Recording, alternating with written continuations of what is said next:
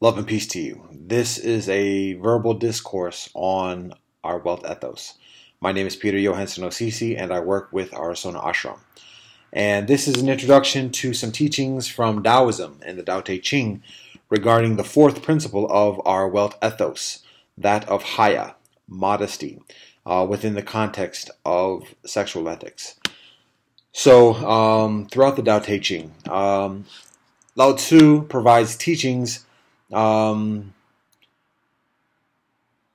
as counsel to rulers, sovereigns, governors. There is actually very modest teachings, a very modest amount of teachings, specifically regarding marriage and family and sexual relationships. Much of the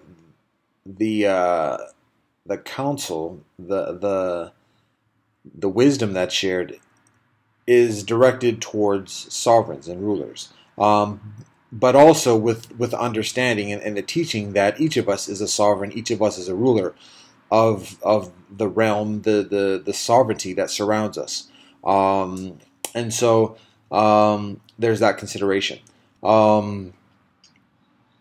And one of the fundamental approaches or teachings that Lao Tzu provides in recognizing our intrinsic sovereignty, each of our individual intrinsic experiences of sovereignty, is modesty, the principle of modesty within our sovereignty.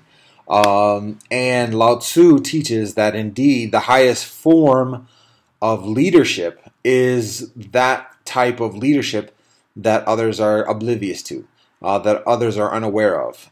It's a leadership that inspires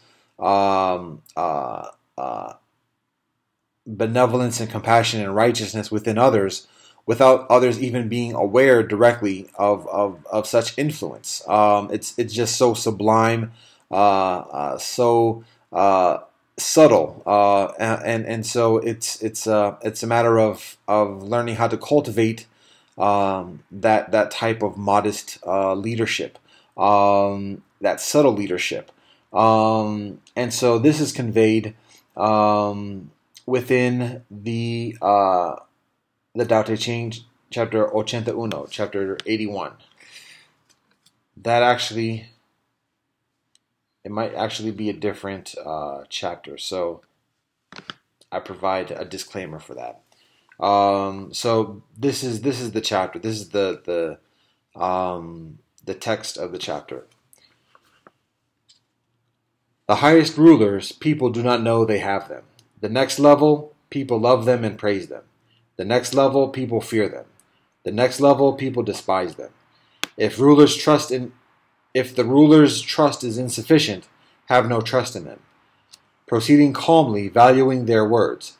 Task accomplished, matter settled. The people all say, we did it naturally.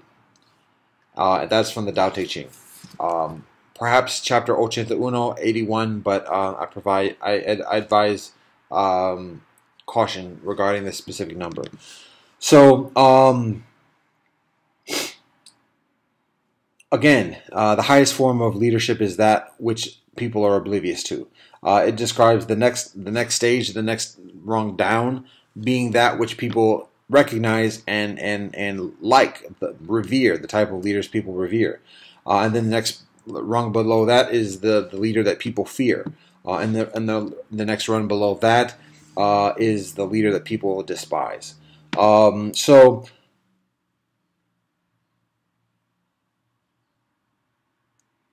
again, it is a matter of inspiring transformation and righteousness and compassion within others, without imposing one's will, without compelling a doctrine, but simply being that example, being that discipline, being that righteousness and compassion, and having that example inspire others accordingly. Have that example lead others accordingly. And so it may be considered as modest, Haya. It is also it exists within a larger context of teachings that Lao Tzu shares regarding the nature of the Tao, how it is powerful, but it is also extremely subtle and subliminal. And so, whilst Lao Tzu abstains from mentioning much about, specifically directly about the institution of marriage and family, he does provide a considerable amount of teachings regarding the primordial yin and yang, the experience of the feminine and the masculine, respectively, and the nature of this, how this exists within all of us, within each of us, and how to utilize these primordial characteristics and natures effectively, and in what context to utilize or to emphasize which attribute, and so some of these attributes are described within this passage of the Tao Te Ching, Viete Ocho, chapter 28. Know the masculine, hold to the feminine. Be the watercourse of the world. Being the watercourse of the world, the eternal virtue does not depart. Return to the state of the infant. Know the white, hold to the black. Be the standard of the world. Being the standard of the world, the eternal virtue does not deviate. Return to the state of the boundless. Know the honor, hold to the humility. Be the valley of the world. The eternal virtue shall be sufficient. Return to the state of plain wood. Plain wood splits, then becomes tools. The sages utilize them, and then become leaders. Thus the greater whole is undivided. And that is the Tao Te Ching, chapter 28, chapter 28. And so, actually, throughout much of the Tao Te Ching, there are many teachings that are paradoxical.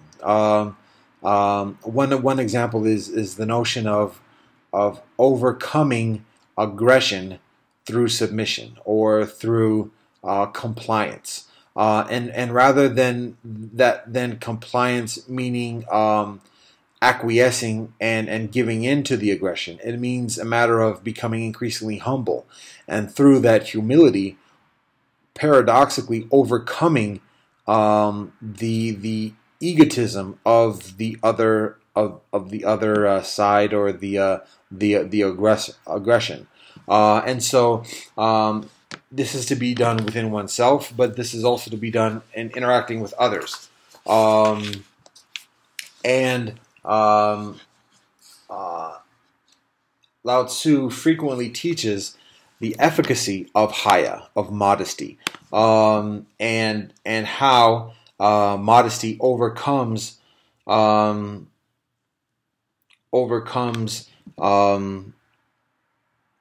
aggression and attempts of domination, because again, these practices of domination and aggression are ego-based, are selfish, are self-involved, and self-motivated, and thus are isolated, and are antithetical to the larger harmony of the Tao, and thus are eventually are temporary, and may seem very powerful and imposing at some point, but eventually are undone, essentially by another aggressor or aggression, or just increased harmony of the Tao. Again, Haya, modesty, is quintessential, is significant, and an example of this again is Lao Tzu teaches the nature of water, how water it always seeks the lowest place, and it always conforms to the shapes that it encounters, but there is a resiliency within this, this also is applied towards our interactions as individuals, but also our interactions as communities as well, and maintaining Haya, modesty, amongst our villages and in our societies, in our communities. And so much of these elements of what I just described are included within the Tao Te Ching 61, and it reads as follows. The large country is like the lowest river, the converging point of the world, the receptive female of the world. The female always overcomes the male with serenity, using serenity as the lower position.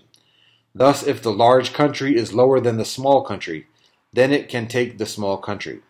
If the small country is lower than the large country, then it can be taken by the large country. Thus, one uses the lower position to take. The other uses the lower position to be taken.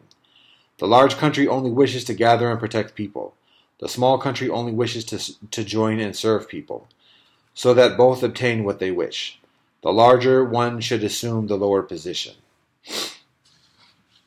So that is the Tao Te Ching, chapter 61, 61. So again, there are paradoxical teachings within the Tao Te Ching of how to effectively cultivate harmony with the Tao. Some of these may seem counterintuitive, but with further consideration, there's increasing awareness of the resiliency in these teachings, and the efficacy in these practices, in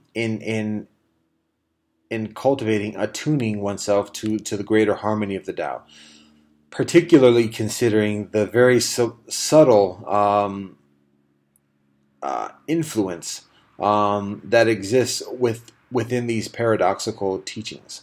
That being said, Haya, modesty, is explicitly taught and repeatedly taught throughout the Tao Te Ching. And these are some of the teachings that convey this principle of Haya. These are some teachings within the Tao Te Ching and Taoism that convey this principle, the fourth principle of our Welt ethos of Haya, modesty, including within the context of sexual ethics. Ai tu happy.